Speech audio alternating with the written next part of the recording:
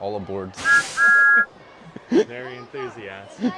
We're in the Riverside Museum in Glasgow. And something I think is pretty cool, that all the museums here in Glasgow are apparently free, which is awesome. So it's paid for, I assume, by what, the city's taxes or what? Yeah, kind of. They're in like a hands-off government organisation type thing. But yeah, essentially. But donations as well. People will donate, and donors will fund them. Yeah, so I definitely think that makes the city a lot more visitable, travelable, more tourist friendly, and more family friendly, really, because it gives you something to do with your kids. It's better to take your kids to go, learn about transportation, see all this. Well, we could go inside this train. All this history stuff, then just throwing them at a There's skate kids park in or there. something. Yeah. But yeah, I really like that. It's a great place, and we're gonna keep checking it out. You said this is one of your favorite museums to come to? Yeah, it's probably the best in Glasgow. There you go. It's the most interesting. Like it has it's a really good collection of stuff that was real and was used, and it kind of shows how the city developed over time through transportation, like from horses to cars and motorbikes. So it's really cool. Say hello. Hello. And what's your name? Oliver. And where are you from? Glasgow. Glasgow. Okay, I don't know. Yes. Very specific there. He's from Glasgow. Don't worry, All right, see you guys. Bye. I can't wait to watch myself when I get home. See you, have a nice trip. Have a nice trip. Thank you. Bye. What's your YouTube channel called? It's called Just Life. JUSTLIFE. If you search it, it'll be. Alright, see you guys. One thing that I find pretty interesting is the subway systems. So tell the people. It's one of the earliest in the world, but it forms a circle. So there's no other lines like in London or New York. Like you get on it, and if you stay on it, you could just go round and round the city constantly. And it does a loop that takes half an hour. And so it's one of the only circular ones, but it was one of the earliest anywhere in the world. And the 30 minutes has been pretty consistent because we just saw an old timey from the 70s sign from it, and it still advertised the 30-minute loop. And it showed a couple different versions of the trains that they have down there. So if you're a train enthusiast, which I know is a big YouTube niche, definitely a nice place to come visit here. Like I said, totally free. Glasgow also used to be a very big shipping hub for the British Empire. It used to be a very important port because a lot of shipyards used to be out here. Do you know if they ever had any dry docks, or was it? Yeah. Mm-hmm. They still do. Okay, Yeah. so they still do have dry docks, and they still build their frigates for the. Yeah, some of them, the Type 26. Yeah, so it's still definitely active in that sphere, but it is something that, if you know anything about British history, their navy is the thing. That's their big thing, and this is where a lot of that was made possible, which is really interesting. Gives it an extreme significance in the British Empire and the role of the British Empire, and being able to really project power all across the earth. So this is claimed as the world's oldest bicycle invented here in Glasgow in 1888. It says on there is a controversy about it though, because the guy's cousin is claimed to have actually made the first pedal bicycle in the 1840s, I believe it said. So a little controversy there between who made the first bicycle. But either way, it was still here in Glasgow. And look at this. Cyclist crossing. Oh, I went the wrong way. I think I broke it. A Sinclair C5. Yeah, it does. He's upsetting people's dollars. Yeah, I think it's done. Oh well. You destroyed the museum, Jack. What? You destroyed the museum. I did. I broke their prized game. During the American Civil War, actually, both sides were buying ships from here in Glasgow, made here. So the Robert E. Lee and the USS Clyde both would have been made, possibly even side by side, maybe even in the same dockyard itself, before going over to the United States to fight the Civil War. All right, guys, we're here in front of the River Clyde. Tell me about it, the significance. Well, it was a massive shipbuilding hub. Yeah, huge. provided most of the ships, maybe not most, but a lot of the ships for the British Empire. Even both sides of like the Confederacy in World War II, loads of ships were made here. There still is a kind of legacy of it, like Type 26 frigates for the Royal Navy are made here. But like this, what we see right now, kind of empty. There's a lot of financial services, buildings and things like that. This would have all been shipyards, all of it, like, and it would be, the air would probably be black with smoke from the factories and things like that, but now it's quite peaceful. And if you guys want to learn more about Scotland and Scottish history, Jack here might have a pitch for you. Subscribe to Ossian on YouTube. OSSIAN. Link in the description. Link in the description. They're actually really good videos. I can open yours if you want. All right, guys.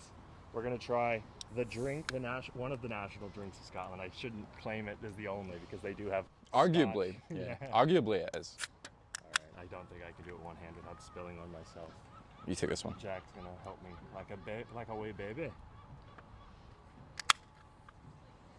All right, cheers. Slange. What do you think? All right, I have instant feedback for you guys. This tastes just like the sodas that they make in Latin America. So all over Latin America, they have sodas that are very, very similar to this. In the Dominican Republic, they have Country Club. In Central America, it's like champagne, something champagne. And I really love them. In Peru, it's Inca Cola. And yeah, it's something that I thought was an exclusively Latin America thing, but they have it here in Scotland. And I would venture a guess, because of Scottish diaspora, that might be how this sort of acquired taste, which is really good. I love these kind of sodas. Got all over Latin America. That's very interesting. I did not expect this flavor to be anywhere here in Europe. Yeah. So I like it. I approve. And did you guys know Scotland is the only country that Apparently soda that is sold the most is not Coca-Cola or Coca-Cola product. It is in fact Iron Brew. Apparently. Allegedly. Yeah, allegedly. Asterix. Yeah. We'll have to fact check that. Yeah, well, this is called Kelvin Way, and it's it's a road, but it's been almost completely pedestrianised to kind of extend one of the parks in Glasgow, Kelvingrove, because Glasgow, they think the name Glasgow comes from the old, it means deer green place in kind of old Welsh, and so there's parks everywhere, and there's this kind of, not philosophy, but there's been a kind of enduring legacy of having a lot of green space within Glasgow, and it's one of the highest percentages in the world.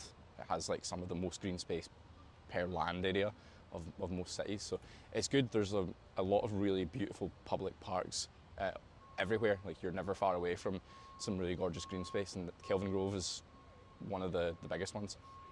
This is Glasgow University, one of the oldest in the world, and we're in the museum that they have here, which is, I've never been, but I imagine it's full of kind of antiquities that the university have gathered from over the years. But it was the first ever public museum in Scotland, and that legacy of free public entry museums still exists. Most if not all museums in Glasgow, a lot in Edinburgh, are totally free to enter for the public, and tourists alike. So yeah, so we'll see what it's like. And a funny anecdote about this place is, back a while ago in the 1700s, a bunch of Roman coins were found in Romania, modern day Romania, and they were sort of dispersed all over the world for people to, look at, see, study, and some of them ended up here, and they ended up in a drawer somewhere where they sat for 200 years until a guy randomly rediscovered them in the drawer. So check your drawers for antiquities. You never know what you'll find. So the Romans, to keep us Scots out of their empire, built Hadrian's Wall in England, but then as they ventured further north into Scotland, they built another one, the Anthony Wall, which is entirely in Scotland and takes up parts of kind of Glasgow and central Scotland. So there's kind of a lot of it still remaining, but obviously they're talking about here. I don't know if they've got any sections of it It's not like Germany where everywhere has something of the Berlin Wall. Yeah, and the very first exhibit that we walk into from the entrance that we came through, I imagine there's multiple entrances, goes straight into this. So there's pieces of the wall here, and I believe Hadrian's Wall, and I imagine the same fate befell Antonine's Wall, is that local communities basically disassembled it and built their homes, churches, and other buildings out of it because there was already quarried and cut rocks readily available. And once Roman civilization left the British Isles. Be expensive houses now if they knew what they were built on. Yeah, definitely. So tear open your drywall if you live in Scotland. You never know, you might have one of these right behind your wall. There may be doubters out there, but right there, proof of the Loch Ness Monster. Soon, we're gonna find, oh, I ruined the shot. Soon. We'll find the real one. We'll find its mom. We're in the cloisters at Glasgow University. You can see, when you look around, it's kind of easy to see where the inspiration for stuff like Harry Potter might have come from. Maybe it didn't, but you know, it's very Hogwartsy. Well, it predates Hogwarts, but you know what I mean. But this is often where, like today, when people are graduating from university, they'll come and take their photographs here with their gowns and their hats and things because it's such a like scenic location. But this is probably the most iconic kind of visual place in Glasgow University. It's the one that people will recognise when you speak to them about it. But it's stunning, really, really old university.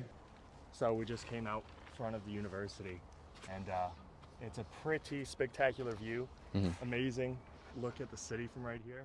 You can see, this is the west end of Glasgow. This building behind us is Kelvingrove Art Gallery, one of probably the largest public museum in Glasgow, if not Scotland.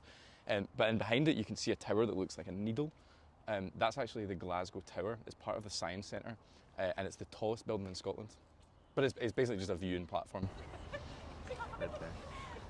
Just pointing it out on camera so people can see, so they can focus in on it. Put my finger on top of it. But yeah, you can pay to go up it, but it is just a viewing platform. It is the tallest building in Scotland. And just so you guys know, the view behind us is very beautiful, but if we do a quick 360, it's also pretty impressive immediately behind us as well. We're in Ashton Lane, which is kind of one of the party centres for the university and for a lot of the students because it connects via walkway to the university campus.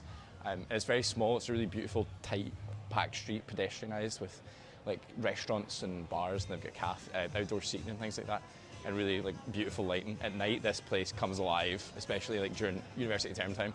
And yeah, it's good. It's a good place to get drinks. It can be quite expensive though because they have a captive audience that are going to come. This is it feels like kind of Scotland's answer to the Temple Bar in Dublin, if anyone's ever been there, but nowhere near as expensive. But it's beautiful. You've got a real mix of stuff. Like there's a fondue restaurant. You've got Innocent Gun, which is a Scottish brewery. They have their own restaurant and kind of bottle shop, and there's a cinema and things. So there's a lot to do here, and it's kind of in the heart of Glasgow's West End and university. So it's a good place to come. We're in the city centre of Glasgow, Buchanan Street, and we're going to go into Tartan House of Scotland to see some tourist rubbish. What would you describe this place as? Is this the tourist centre? Is this the no? This is the locals come out here? This is the shopping district. This is where everyone comes to buy clothes. I'm gonna throw out something. When I said the tourist district, I was just throwing a shot in the dark, but I'm gonna say I think it is also that because I see a Hard Rock Cafe owned by the Seminole Tribe. There's a TGI Fridays down the road as well. For all your Scottish tourism needs.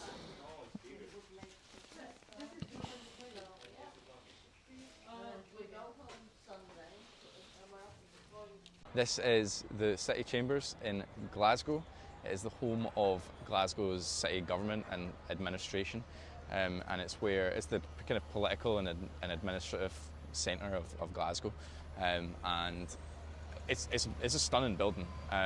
But it is where the local government elected officials will debate and make up policy and decide how money is spent on Glasgow and what to build. So the council is kind of in charge of everything from roads to schools. So it can be, and this is the George Square.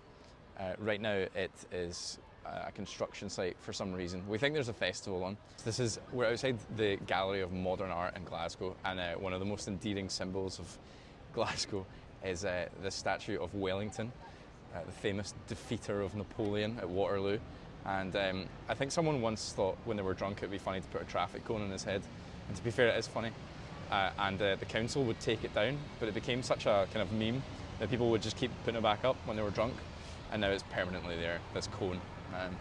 I don't think that's what Wellington thought his legacy would be, but here we are. Since he's Irish, on St. Patrick's Day, do you guys ever throw a green cone on there? I don't think anyone really knows he's Irish. I think they assume he's English. Yeah, but no. Yeah, it's usually always there.